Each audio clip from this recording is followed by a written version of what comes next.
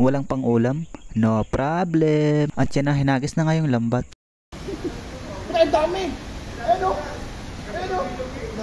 What's up sa inyo mga kasingkit? Ngayon nga guys, nasa Lakwatsa na naman kami. Day off kasi namin kaya manghuli kami ng isda dito sa mga ilog sa Taiwan. Matagal na din kasi mula nung nanghuli kami ng isda gamit ang lambat. Mga kasama ko nga pala nakaisip manghuli kaya isinama nila ako. Kaya kahit ilang oras pa lang ang tulog ko sa trabaho dahil panggabi ako ay sumama agad ako. Ayaw ko kasi palagpasin ang mga ganitong pagkakataon. Ang ma-experience ko na makagala sa mga lugar dito sa Taiwan. Wala nga masyadong sasakyan kasi Sabado pa lang ngayon.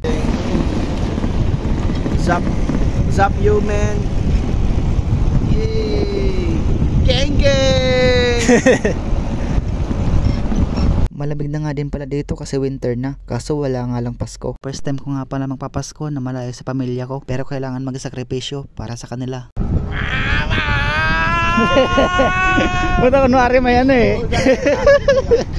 Tama nga yung sinasabi nila na kailangan mong umulit sa comfort zone mo para mabago ang takbo ng buhay mo at maabot mo yung mga pangarap mo. Hindi mo kailangan magmadali kasi lahat may tamang oras. Kailangan magtiwala sa process ni Lord para sa'yo. Kung mabigo ka man ay ituloy mo lang. Kasi sa buhay pag sumuko ka, talo ka. Sa sobrang daldal ko nga guys, narating na nga pala namin yung ilog. Diyan nga din namin nakita yung marami at malalaking tilapia. Dami sa kabilaw.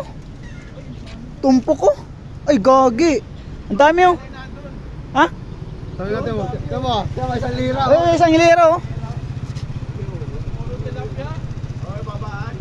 Hindi kasi kita guys sa video yung mga isda. Pero magugulat talaga kayo kung makikita nyo kasi sobrang dami at malalaki pa. Kaya pinark na pala namin yung mga e-bike at bike namin at bumaba na kami. Napakalawak nga pala nitong ilog na napuntahan namin. Mukhang dito na nga rin pala ako sa Taiwan matututo mga isda. Meron din nga pala kami ditong nakita. Di nga namin alam kung para saan yung ganito. Kasi malawak siya at may mga isda din sa loob. Pero naisip namin baka may naliligo o naglalaba din dito. Ito nga pala guys yung spot kung saan kami manghuhuli ng isda. Tamang tama nga pala dito kasi nasa ilalim kami ng tulay. Para nakakasilong naman kami at hindi kami naiinitan. Ito nga pala yung lambat na hiniram lang namin. Hindi pa nga pala ako marunong kung paano gamitin yung lambat na yan. Nakikita ko kasi sa mga video pag ginagamit yan akala ko madali lang. Pero nung nasubukan ko hindi pala madali. Kailangan pala ng matinding practice at pagsasanay. Walang pang ulam? No problem. At yan na hinagis na nga yung lambat.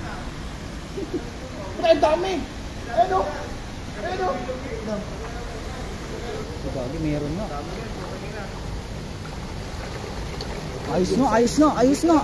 Ayos na. Uwi na pre. Okay, tama na yan.